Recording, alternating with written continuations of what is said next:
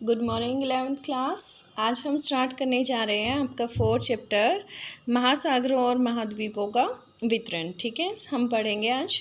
तो देखिए, पिछले अध्याय में आपने भूगर्भ के विषय में पढ़ा है। भूमि की जानकारी से संबंधित आपने वोल्केनोज वगैरह इनके बारे में स्टडी किया था। ठीक है, भूकंप वगैरह के बारे में स्टडी किया था। इंटरनल स्ट्रक्चर के बारे में आप स्टडी कर चुके हैं।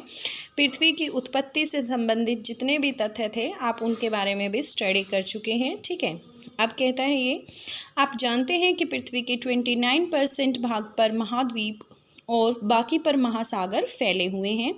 महाद्वीपों और महासागरों की अवस्थिति जैसा कि आज मानचित्र पर दिखाई देती हैं, हमेशा से ऐसी नहीं रही है। देखिए, आपने कभी ग्लोब को देखा होगा, जैसे आज हमें सिचुएशन दिखाई देती हैं, कभी पहले ऐसे नहीं थी। ठीक है, कहते हैं इसके अतिरिक्त यह भी एक तथ्य है कि आने वाले समय में भी महाद्वीप व महासागरों की स्थिति आज जैसी नहीं रहेगी। अगर ऐसा है तो प्रश्न यह है कि पुराकाल में इनकी अवस्थिति कैसी रही है। देखिए, ना तो पहले कभी महासागरों की ऐसी स्थिति थी, ठीक है, और ना ही ये कह रहा है कि आगे भी भविष्य में ऐसी रहेगी। कुछ ना कुछ चेंजेस उसमें आ जाएंगे। तो प्रश्न यह उठता है कि जब आज जैसी नहीं थी तो फिर कैसी थी। ठीक है, कहता है इनकी अवस्थिति में परिवर्तन क्यों और कैसे होता है, ये क्वेश्चन आपके माइंड में आना चाहिए।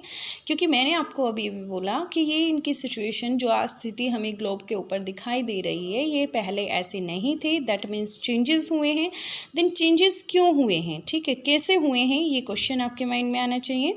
यदि यह सच है कि महाद्वीपों और महासागरों की अवस्थिति में परिवर्तन हुआ है और अभी भी हो रहा है, तो आप यह जानकर आश्चर्यचकित होंगे कि वैज्ञानिक यह सब कैसे जानते हैं। उन्होंने इन महाद्वीपों और महासागरों की पहली स्थिति का निर्धारण कैसे किया, इन प्रश्नों के उत्तर और इनसे संबंधित प्रश्न ही इस अध्याय का विषय हैं। ठीक है, ये मैंने आपको इंट्रोडक्शन दे दिया कि आप इसमें क्या क्या पढ़ेंगे। ठीक है, क्या क्या आपको पढ़ना है कि किस आज जो ये महाद्वीप हैं, महासागर हैं, इनकी पहले अवस्थिति कैसी थी। ठीक है, और जो वैज्ञानिक है वो इस बात का पता कैसे लगाते हैं, और जो ये चेंजेस आए, जो भी बदलाव आए, ये किस वजह से आए, क्या इसके रीज़न रहे, उन सभी तथ्यों के बारे में हम इस चैप्टर के अंदर स्टडी करने जा रहे हैं। ठीक है, तो देखिए, कंटिनेंशियल ड्रिफ्ट, महाद्वीपीय प्रवाह। ठीक है, अटलांटिक महासागरीय तटरेखा की आकृति को ध्यान से देखें।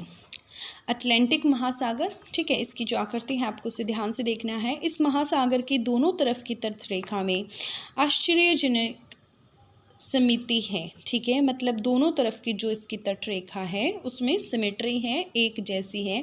इसी समानता के कारण बहुत से वैज्ञानिकों ने दक्षिण व उत्तर अमेरिका, यूरोप व अफ्रीका के एक साथ जुड़े होने की संभावना को व्यक्त किया है। आपको पता है, दक्षिणी अमेरिका, उत्तरी अमेरिका, ठीक है, ये हमारे महाद्वीप हैं। यूरोप है, यूरोप से नीचे की तरफ अफ्रीका है। ठीक है, ये कहता है कि इसी आधार पर, इन्हीं संभावनाओं के आधार पर वैज्ञानिकों ने ये कहा है कि ये महाद्वीप कभी एक ही थे। विज्ञान के इतिहास के ज्ञात अभिलेखों से पता चलता है कि सन 1596 में एक डच मानचित्रवेता, उनका नाम था अब्राहम ऑर्टेलियस, ने सर्वप्रथम इस संभावना को व्यक्त किया था। सबसे पहले ये पॉसिबिलिटी कि जो यूरोप है, ठीक है, अफ्रीका कंटिनेंट है, और जो ये उत्तरी अमेरिका है, नॉर्थ अमेरिका है, ये पहले एक ही थे, एक ही भूमि का टुकड़ा थे। ठीक है, ये एक डच मानचित्रवेता हैं। ठीक है, इन्होंने अब्राहम ऑर्टेलियस इनका नाम है, इन्होंने इस संभावना को सबसे पहले व्यक्त किया था। फिर उसके बाद कहता है एंटोनियो पेलेग्रिनी ने एक मानचित्र बनाया जिससे तीनों महाद्वीपों को इकट्ठा दिखाया गया। जर्मन मौसमविद अल्फ्रेड वेगनर ने महाद्वीपीय विस्थापन सिद्धांत सन 1912 में प्रस्तुत किया। यह सिद्धांत महाद्वीप और महासागरों के वितरण से संबंधित है। किस तरीके से ये डिस्ट्रीब्यूट हुए, इस तथ्य से संबंधित जो भी तथ्य दिए थे वो किसने दिए थे, अल्फ्रेड वेगनर ने दिए थे, 1912 में दिए थे। इस सिद्धांत की आधारभूत संकल्पना यह थी कि सभी महाद्वीप एक अकेले भूखंड में जुड़े हुए थे। ठीक है, इस जो ये सिद्धांत ही जो प्रिंसिपल बताया गया, इसके अनुसार जितने भी महाद्वीप हैं पहले वे एक ही भूखंड थे, एक ही भूमि का टुकड़ा थे। ठीक है, वेगनर के अनुसार आज के सभी महाद्वीप इस भूखंड के भाग थे तथा यह एक बड़े महासागर से घिरा हुआ था। देखिए, सिर्फ जितने महाद्वीप हैं वो सिर्फ एक ही भूखंड था और उसके चारों तरफ महासागर, एक बड़ा महासागर था। ठीक है, जो महाद्वीप था एक बड़ा भूखंड था, उसका नाम पेंजिया का नाम था। पेंजिया का अर्थ होता है संपूर्ण पृथ्वी। ठीक है, अब देखिए आपसे एक क्वेश्चन पूछा जा सकता है। ठीक है, जो इसका मतलब महाद्वीपीय विस्थापन सिद्धांत किसने दिया था बेटा? अल्फ्रेड वेगनर ने दिया था, 1912 में दिया था। ठीक है, और उनका जो सिद्धांत था वो क्या था? आपसे ये भी पूछा जाता है वेगनर के सिद्धांत की परिकल्पना कीजिए। ठीक है, तो आपको बताना पड़ेगा उसमें कि जो वेगनर थे उन्होंने यह सिद्धांत दिया था कि जो पूरी पृथ्वी है, जो पूरा भूमि का टुकड़ा है, ठीक है, वो पहले एक ही था, सभी महाद्वीप एक ही थे और वो चारों तरफ महासागर से, एक बड़े महासागर से घिरे हुए थे। और जो महाद्वीप का टुकड़ा था उसे पेंजिया बोला गया था और पेंजिया का अर्थ होता है संपूर्ण पृथ्वी। ठीक है, अब देखिए पैंथालेसा किसे कहा गया है? पैंथालेसा जो मैं कह रही हूँ कि एक भूमि का टुकड़ा था, ठीक है, उसके चारों तरफ महासागर था बहुत बड़ा, तो पेंजिया भूमि के टुकड़े को बोला गया और महासागर को क्या बोला गया? पैंथालेसा बोला गया। ठीक है, जिसका अर्थ है जल ही जल। वेगनर के तर्क के अनुसार 20 करोड़ वर्ष पहले इस बड़े महाद्वीप पेंजिया का विभाजन आरंभ हुआ था। पेंजिया पहले दो बड़े महाद्वीप पिंड लारेशिया और गोंडवाना लैंड क्रमश से उत्तरी व दक्षिणी भूखंडों के रूप में विभक्त हुए। ठीक है, ये कहता है कि 20 करोड़ साल पहले ऐसा हुआ था, जो एक ये जैसे मैंने आपको बताया भूमि का टुकड़ा है, ये 2 पार्ट में डिवाइड हो गया। एक नॉर्थ की तरफ खिसकना स्टार्ट हो गया, एक साउथ की तरफ खिसकना स्टार्ट हो गया। ठीक है, जो नॉर्थ की तरफ खिसका उसका नाम क्या था? लारेशिया था, और जो नीचे की तरफ खिसका उसका नाम क्या था? गोंडवाना लैंड था। ठीक है, इसके बाद लारेशिया व गोंडवाना लैंड धीरे धीरे अनेक छोटे छोटे हिस्सों में बट गए, जो आज के महाद्वीप के रूप में है। महाद्वीपीय विस्थापन के पक्ष में अनेक प्रमाण भी प्रस्तुत किए गए हैं, इनमें से कुछ इस प्रकार हैं। ठीक है, क्लियर है आपको? ये थ्योरी आपको क्लियर होनी चाहिए। ठीक है, आपको लर्न होनी चाहिए, आपको क्लियर होनी चाहिए। फिर देखिए उसके बाद कहता है evidences in the support of continental drift. ठीक है, जो महाद्वीपीय विस्थापन हुआ बेटा, किस तरीके से हुआ था विस्थापन? पहले एक ही भूखंड था, वो 2 पार्ट में डिवाइड हो गया। ठीक है, एक जो पार्ट था वो लारेशिया था, दूसरा गोंडवाना लैंड था। ठीक है, तो ये 2 पार्ट में डिवाइड हो गया और जो ये 2 बड़े बड़े पार्ट थे भूमि के, फिर ये अन्य छोटे छोटे पार्ट में डिवाइड हो गए, जिन्हें आज हम महाद्वीपों के नाम से जानते हैं। क्लियर? तो आज ये कहता है, अब इसी सिद्धांत के हम कुछ प्रमाण हैं, इसके जो विस्थापन हुआ है इसके पक्ष में कुछ प्रमाण हैं, उनके बारे में चलिए देखते हैं। महाद्वीपियों में साम्य। ठीक है, महाद्वीपों में क्या समानता है? दक्षिण अमेरिका और अफ्रीका के आमने सामने की तट रेखाएं अद्भुत व त्रुटि रहित साम्य दिखाई देती हैं।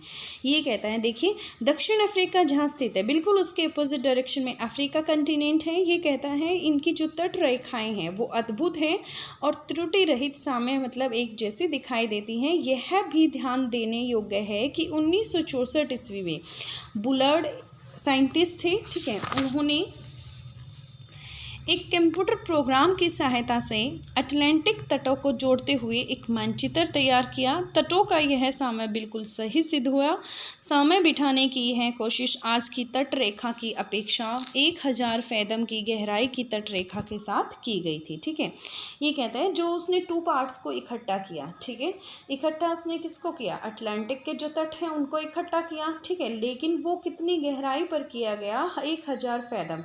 फैदम एक ऐसी यूनिट है जिसमें एक फैदम किसके इक्वल होता है? 1.829 मीटर के इक्वल होता है। ठीक है, अब देखिए कहता है महासागरों के, देखिए एक प्रमाण हो गया आपके सामने। अब सेकंड देखते हैं, महासागरों के पार चट्टानों की आयु में समानता। ठीक है, महासागरों के पार जो चट्टानें दी गई हैं उनकी आयु में समानता है। आधुनिक समय में विकसित की गई रेडियोमेट्रिक काल निर्धारण विधि से महासागरों के पार द्वीपों की चट्टान के निर्माण के समय को सरलता से जाना जा सकता है। 200 करोड़ वर्ष प्राचीन समूहों की एक पट्टी ब्राज़ील तट और पश्चिमी अफ्रीका के तट पर मिलती हैं जो आपस में मेल खाती हैं। ठीक है, दक्षिणी अमेरिका व अफ्रीका की तट रेखा के साथ पाए जाने वाले आरंभिक समुद्री निक्षेप जुरासिक काल के हैं। देखिए दक्षिणी अफ्रीका, ठीक है, दक्षिण अफ्रीका में कौन सा, अपोजिट में कौन सा कंटिनेंट है, अफ्रीका है। यदि इन दोनों की तट रेखा के आसपास जो भी समुद्री निक्षेप मिले, जो भी पदार्थ मिले, उनके जुरासिक काल जो है वो बिल्कुल सेम है। इससे यह पता चलता है कि इस समय से पहले महासागर की उपस्थिति वहाँ नहीं थी। ठीक है, अब देखिए टिलाइट। टिलाइट क्या है? टिलाइट वे अवसादी चट्टानें हैं जो हिमानी निक्षेपण से निर्मित होती हैं। ठीक है, निक्षेपण का यहाँ पे क्या अर्थ है? एक प्रक्रिया जिसमें काफ़ी ऊष्मा उत्सर्जित होती है जिससे कोई गैस ठोस बन जाती है। ठीक है, तो कोई गैस किस में परिवर्तित हो जाती है? ठोस में परिवर्तित हो जाती है, और ठोस में परिवर्तित हो जाएगी तो उसे टिलाइट बोला गया है। भारत में पाए जाने वाली गोंडवाना श्रेणी के तलछटों के प्रतिरूप दक्षिणी गोलार्ध की 6 विभिन्न स्थलखंडों से मिलते हैं। ये कहता है भारत में यदि गोंडवाना लैंड का जो भी पार्ट है, जो भी श्रेणी है, ठीक है, तो ये कहता है जो हमारा दक्षिणी गोलार्ध है। देखिए हमारी लोकेशन इंडिया की कहाँ पर है बेटा? हमारी पूरे ग्लोब में लोकेशन कहाँ पर है? नॉर्थ ईस्ट में है। ठीक है, और ये कह रहा है जो साउदर्न हेमिस्फीयर है, पृथ्वी का ग्लोब का दक्षिणी हेमिस्फीयर है, उसमें कह रहा है कि उसके स्थलखंडों से मिलती हैं। दैट मीन्स कभी इंडिया भी उसका पार्ट रहा है, हमारी प्लेट खिसक कर नॉर्थ की तरफ आ गई। फिर देखिए गोंडवाना श्रेणी के आधार तल में घने टिलाइट हैं। ये कहता है गोंडवाना श्रेणी की यदि मैं बात करूँ तो उसमें क्या है? घने टिलाइट हैं। ठीक है, टिलाइट क्या होते हैं? मैंने आपको बताया था, जो भी हिमानी निक्षेपण होता है। हिमानी निक्षेपण का मतलब है जो भी उसकी गैस अवस्था थी वो ठोस में परिवर्तित हो गई, और इस तरीके से जो चट्टानों का निर्माण हुआ उसे टिलाइट बोला गया है, जो विस्तृत व लंबे समय तक हिम आवरण या हिम आच्छादन की ओर इंगित करते हैं। इनसे पता चलता है कि काफ़ी टाइम से हिम आवरण मतलब बर्फ़ से ढके हुए थे। इसी क्रम के प्रतिरूप भारत के अतिरिक्त अफ्रीका है, ठीक है, फॉकलैंड द्वीप है, मेडागास्कर है, अंटार्कटिका और ऑस्ट्रेलिया में मिलते हैं। ठीक है, जो क्रम हमारी गोंडवाना श्रेणी में मिल रहा है, वहीं पर जो साउदर्न ये कंट्रीज़ हैं, साउदर्न हेमिस्फीयर में, ये कहता है उनकी भी उनसे भी मतलब ये प्रतिरूप मिलते हैं। गोंडवाना श्रेणी के तलछटों की है समानता स्पष्ट करती है कि इन स्थलखंडों के इतिहास में भी समानता रही है। हिमानी निर्मित टिलाइट चट्टानें पुरातन जलवायु और महाद्वीपों के विस्थापन की स्पष्ट प्रमाण प्रस्तुत करते हैं। अब देखिए प्लेसर डिपॉजिट की बात करते हैं। घाना तट पर सोने के बड़े निक्षेपों की उपस्थिति व उद्गम चट्टानों की अनुपस्थिति एक आश्चर्यजनक तथ्य हैं। ठीक है, ये कहते हैं देखिए घाना तट पर सोने के बड़े निक्षेप हैं। ठीक है, सोना वहाँ पर काफ़ी भारी मात्रा में मौजूद है, लेकिन जो चट्टान है वो वहाँ पर अनुपस्थित है, जिनसे सोने का उद्गम जो क्षेत्र में जिसे कह सकती हूँ वो वहाँ पर प्रेजेंट नहीं है, और सोने के निक्षेप वहाँ पर प्रेजेंट है। सोना युक्त सिराएं ब्राज़ील में पाई जाती हैं। ठीक है, अतः यह स्पष्ट है कि घाना में मिलने वाले सोने के निक्षेप ब्राज़ील पठार से उस समय निकले होंगे जब ये दोनों महाद्वीप एक दूसरे से जुड़े होंगे। दैट मीन्स कभी घाना जो है वो ब्राज़ील से जुड़ा हुआ था, इसलिए जो सोना है वो घाना में पाया जाता है, लेकिन जो चट्टान की जो वो सीरीज़ है, गोल्ड बियरिंग वेन्स हैं, वो ब्राज़ील में उपस्थित हैं और उनसे कभी ये निक्षेप निकले होंगे। क्लियर? ये आपका नेक्स्ट पॉइंट हो गया। अब देखिए जीवाश्मों का वितरण देखते हैं, फॉसिल्स डिस्ट्रीब्यूशन देखते हैं। यह समुद्री अवरोधक के दोनों विपरीत किनारों पर जल व स्थल में पाए जाने वाले पौधों व जंतुओं की समान प्रजातियां पाई जाएं तो उनके वितरण की व्याख्या में समस्याएं उत्पन्न होती हैं। इस परीक्षण से कि लैमूर भारत और मेडागास्कर व अफ्रीका में मिलते हैं। देखिए भारत, मेडागास्कर और अफ्रीका अलग अलग जगह हैं और लैमूर वहाँ पर मिलते हैं। कुछ वैज्ञानिक ने इन तीनों स्थलखंडों को जोड़कर एक स्थलखंड लेमुरिया की उपस्थिति को स्वीकारा है। मेसोसारस नाम के छोटे रेंगने वाले जीव केवल उथले खारे पानी में ही रह सकते हैं। इनकी अस्थियां केवल दक्षिण अफ्रीका के दक्षिणी कैप प्रांत और ब्राज़ील में इनवर्सेल समूह में ही मिलते हैं। ये दोनों स्थान आज एक दूसरे से 4800 किलोमीटर की दूरी पर हैं। इनके बीच में एक महासागर भी विद्यमान है। ठीक है, ये एग्जाम्पल इसने किसका दिया है? यहाँ पर दक्षिणी अफ्रीका के जो दक्षिण कैप प्रांत हैं और जो ब्राज़ील, देखिए दक्षिणी अफ्रीका का जो दक्षिण कैप प्रांत है जो ब्राज़ील है उसमें आज के टाइम पे 4800 किलोमीटर का डिफरेंस है और इनके बीच में महासागर भी विद्यमान है, ठीक है। उसके बावजूद ये कहता है कि ये जो मेसोसाइरस एक छोटा जीव है रेंगने वाला, ये वहाँ पर मतलब इसकी जो अस्थियाँ हैं वो वहाँ पर मिली हैं, ठीक है। तो इससे हमें ये क्लियर होता है कि जो भी हमें जीवाश्म वगैरह जो जीवों के अंश मिले हैं, ठीक है, उनसे हम आइडिया लगा सकते हैं कि ये कभी स्थलखंड हमारे एक ही थे, ठीक है। प्रवाह संबंधी बल के बारे में पढ़ते हैं। वेगनर के अनुसार महाद्वीपीय विस्थापन के 2 कारण हैं। पहला कारण क्या है? पोलर फ्लिंग फोर्स, पोलर या ध्रुवीय फ्लिंग बल कहा गया है। दूसरे को ज्वारीय बल टाइडल फोर्स बोला गया है, ठीक है। ध्रुवीय फ्लिंग बल पृथ्वी के घूर्णन से संबंधित है, ठीक है।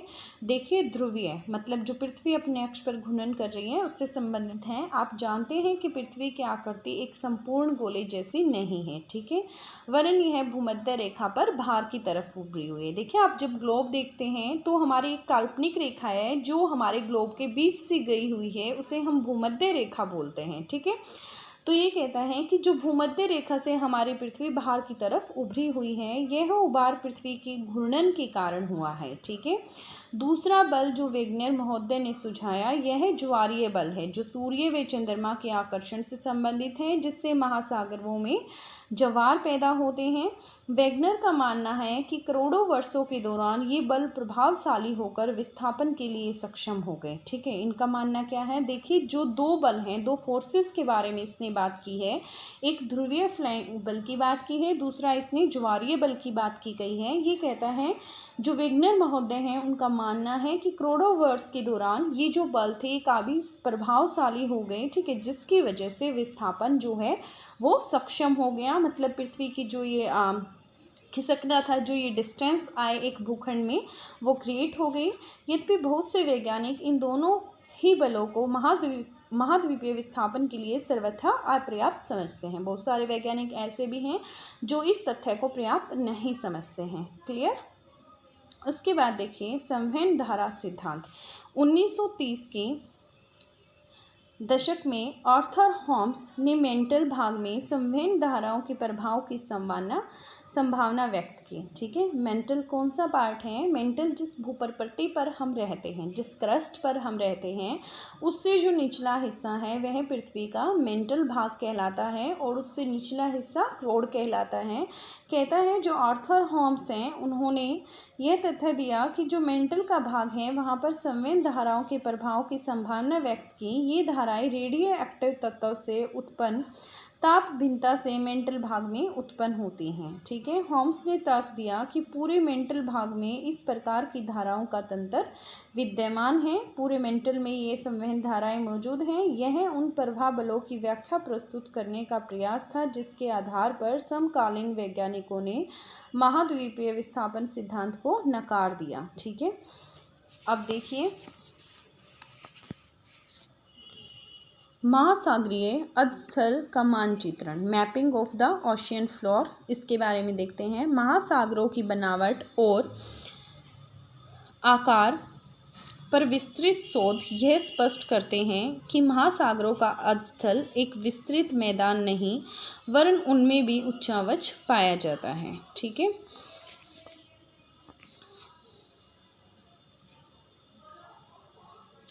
द्वितीय विश्व युद्ध के बाद महासागरीय अधस्थल के निरूपण अभियान ने महासागरीय उच्चावच संबंधी विस्तृत जानकारी प्रस्तुत की और यह दिखाया कि इसके अधस्थली में जलमग्न में क्या है? पर्वतीय कटकें हैं, ठीक है।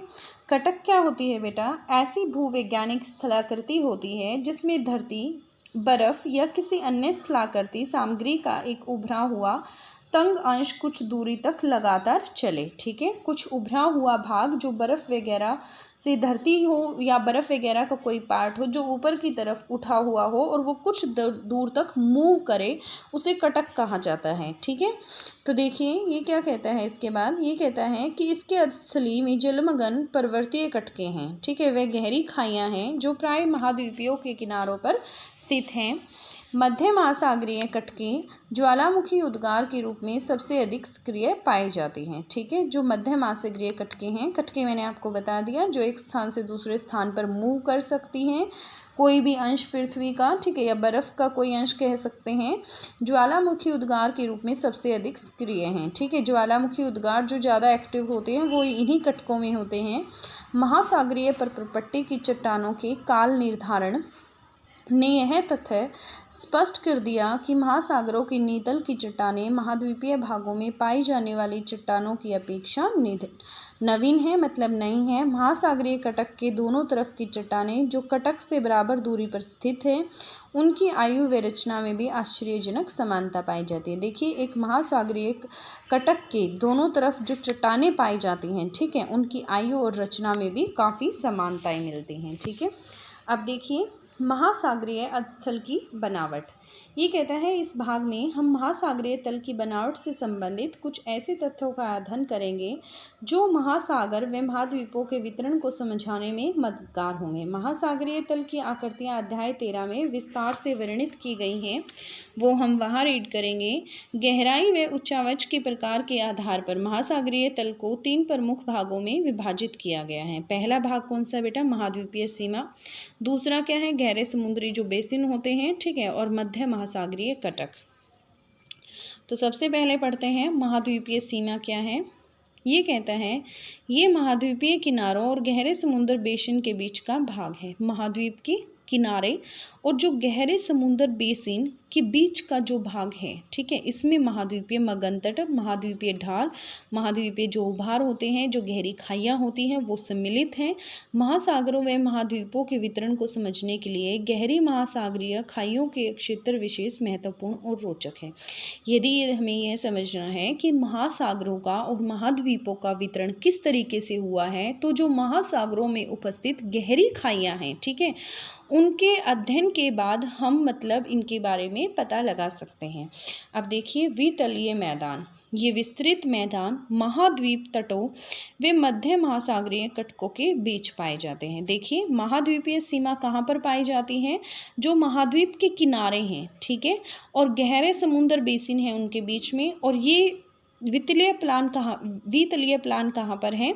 महाद्वीपीय के तट हैं, किनारे जो हैं, और जो मध्य सागरीय तट के बीच में पाए जाते हैं। वितलीय मैदान वह क्षेत्र हैं जहाँ महाद्वीपों से बहाकर लाए गए अवसाद इनके तटों से दूर निक्षेपित होते हैं।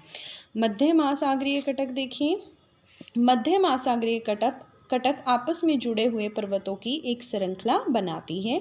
महासागरीय जल में डूबी हुई यह पृथ्वी के धरातल पर पाई जाने वाली सबसे लंबी पर्वत श्रृंखला है। ठीक है, महासागरों के अंदर यह पर्वतों की जो श्रृंखला है ये डूबी हुई है और पृथ्वी के धरातल पर पाई जाने वाली यह सबसे लंबी पर्वत श्रृंखला है। इन कटकों के मध्य शिखर पर एक रिफ्ट, एक प्रभाजक पठार और उसकी लंबाई के साथ साथ पार्श्व मंडल इसकी विशेषता है। मध्यवर्ती भाग में उपस्थित द्रोणी वास्तव में सक्रिय ज्वालामुखी, ये मैंने आपको पहले ही बताया था, सक्रिय ज्वालामुखी वहीं पर उत्पन्न होते हैं। पिछले अध्याय में मध्य महासागरीय ज्वालामुखी के रूप में ज्वालामुखियों की जानकारी दी गई है। ठीक है, अब उसके बाद